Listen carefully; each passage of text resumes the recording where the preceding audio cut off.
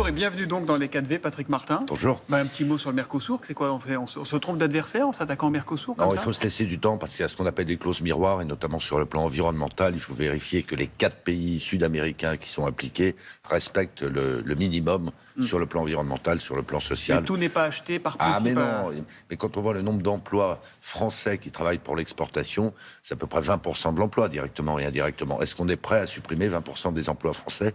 Parce que si vous fermez les frontières à des importations, réciproquement, le pays exportateur fermera ses propres frontières. Soyons très prudents, mais il faut qu'on aille vers des échanges internationaux plus importants. On va moins aller vers la Chine, allons vers l'Amérique du Sud le jour venu. On est en pleine crise agricole, rien n'indique qu'elle va se résorber rapidement, que les blocages vont disparaître. Et cette colère a-t-elle déjà des conséquences sur nos entreprises ?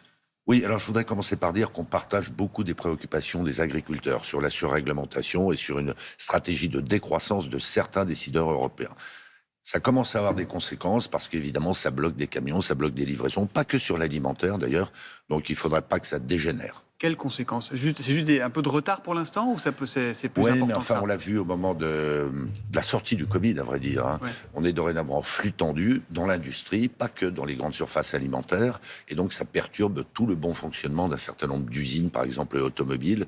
Pour l'instant, c'est pas la catastrophe, mais on est très, très attentif. Ça peut fragiliser sérieusement des entreprises et les mettre en péril ? On n'en est pas là. On n'en est pas là. Il y a des petits grains de sable qui commencent à apparaître. Nous, on est assez confiants quant à l'issue de ce conflit. Le nombre de faillites, de défaillances d'entreprises explose ces derniers temps. Ça a notamment été le cas lors du dernier trimestre de l'an dernier, en 2023. Comment vous l'expliquez, Patrick Martin ? On l'explique parce qu'il y a une conjoncture qui se dégrade, une demande qui se dégrade, avec des sujets de pouvoir d'achat qui, à mon avis, vont se régler, sont en train de se régler, parce qu'il y a des taux d'intérêt qui augmentent, donc il y a moins d'investissement, par exemple, dans le logement, ce qui est une vraie catastrophe. Enfin, il y a un certain nombre d'indices comme ça qui font que la conjoncture n'est pas fameuse. Et immanquablement, ça conduit des entreprises qui étaient déjà fragiles à déposer le bilan, comme on dit. Mais c'est assez caractérisé, c'est beaucoup dans le bâtiment. Et la périphérie du bâtiment, les agences immobilières, par exemple, les promoteurs immobiliers, c'est vrai dans l'hôtellerie-restauration. Mais ce qui est surtout frappant, c'est que ça commence à toucher des entreprises d'une certaine taille. Donc il faut que... Donc des grosses boîtes, pour dire les choses. Ouais, moyennes et grosses. Il faut absolument soutenir l'activité économique. C'est le monde des classes moyennes qui trinque, parce qu'on a beaucoup d'enseignes d'habillement, de choses comme ça. C'est eux les plus exposés aujourd'hui ?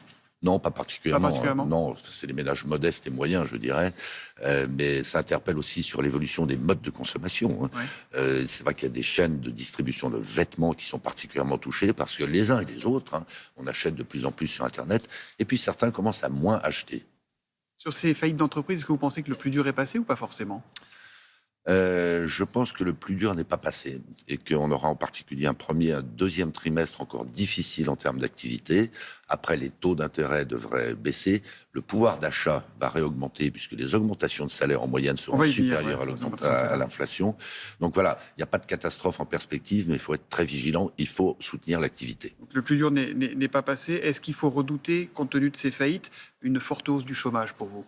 Il y aura une hausse du chômage. Il y a une banque qui a chiffré qu'il y aurait probablement 250 000 destructions d'emplois. Dans le bâtiment, à proprement parler, c'est au moins 90 000 suppressions d'emplois. Oui, il y aura une hausse du chômage, faisant en sorte qu'elle soit temporaire et limitée. Vous parlez beaucoup du bâtiment depuis le début de cet entretien. La crise du bâtiment inquiétait déjà votre prédécesseur, Geoffroy Roux de Bézieux.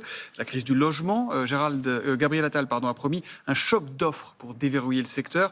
Au-delà des formules, qu'est-ce qu'il faut faire ? C'est quoi un choc d'offres ? Qu'est-ce qu'il faut faire pour soutenir le monde du bâtiment et de l'immobilier ? Il faut faire déjà revenir l'investissement vers l'immobilier. Pour un particulier aisé qui en a les moyens, ça n'est plus intéressant aujourd'hui d'investir dans l'immobilier locatif. Et donc, pourquoi ?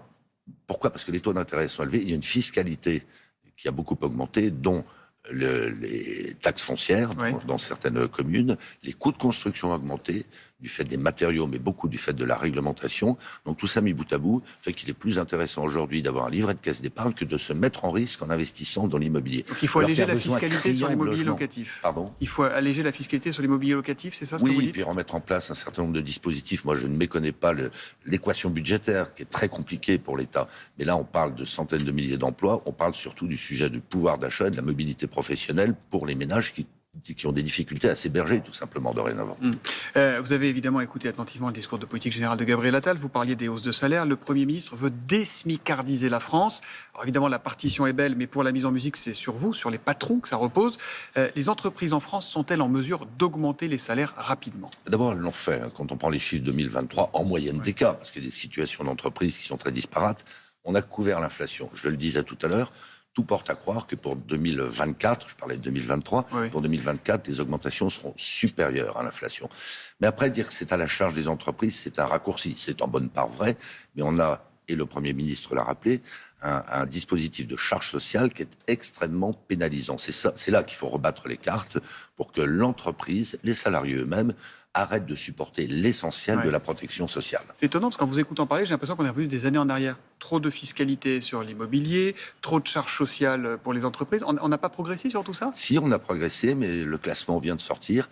La France est toujours, est redevenue d'ailleurs, le premier pays le plus taxé au monde. Fiscalité, charge sociale. Donc c'est pas une invention du MEDEF, malgré tout ce qui a été fait de très bien sur l'impôt sur le revenu, sur l'impôt sur les sociétés. Et là, vous demandez des baisses de charges supplémentaires Écoutez, pour les entreprises? il faut qu'on lutte à armes égales, bien sûr.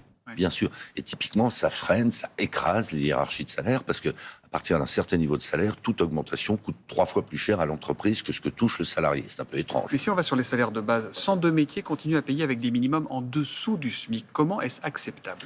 Non, d'abord, il faut crever cette baudruche. La loi interdit qu'on paye en dessous du SMIC. Alors qu'est-ce que ça veut dire? Pourquoi hier, Catherine Vautrin dit il y a 102 métiers où on paye en dessous du SMIC? C'est la ministre du Travail. D'abord, il y a eu beaucoup d'augmentation du SMIC et à chaque fois, il faut réajuster ce qu'on appelle les grilles conventionnelles.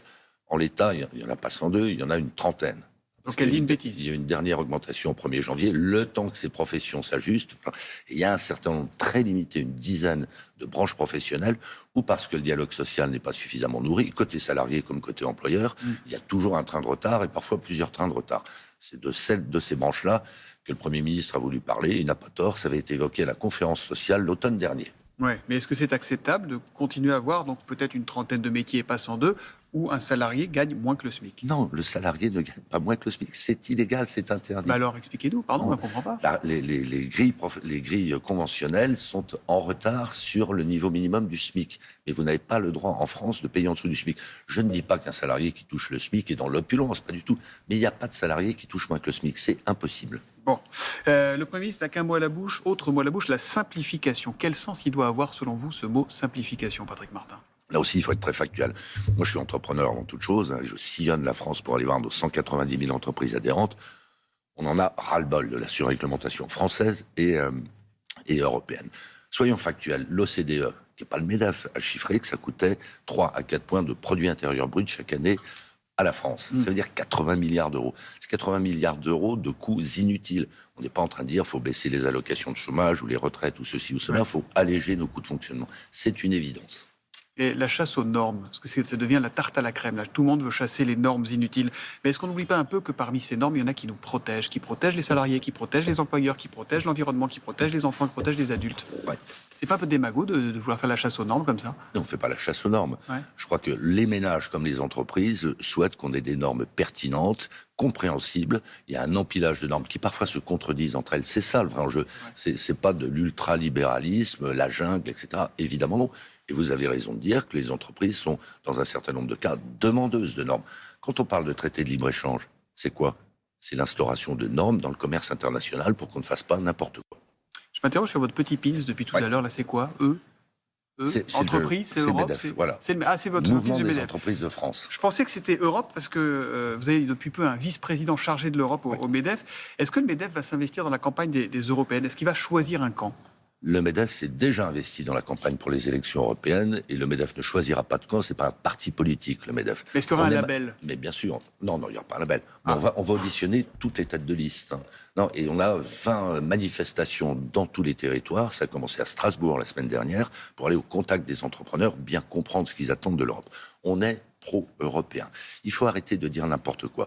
Si on n'avait pas eu l'Europe, pas de plan de relance, 750 milliards d'euros. On aurait eu les pires difficultés du monde à acheter des vaccins. On ne saurait pas négocier avec le Mercosur quand ce n'est pas avec le Canada, etc. On a impérieusement besoin d'Europe en face des États-Unis qui sont en train de devenir très agressifs sur le plan économique, en face d'une Chine qui est hyper agressive. On a besoin d'Europe, mais pas exactement l'Europe qu'on a jusque-là. Ça renvoie à ce que j'ai dit sur la convergence qu'on a avec les agriculteurs sur un certain nombre de points. Donc il y aura un grand oral et un label éventuellement qui sera attribué ou pas à Pas de chacune des label, listes. on ne se permettrait pas. Chacun est à sa place. Merci Patrick Martin d'être venu dans les 4V. Bonne Merci. journée à vous.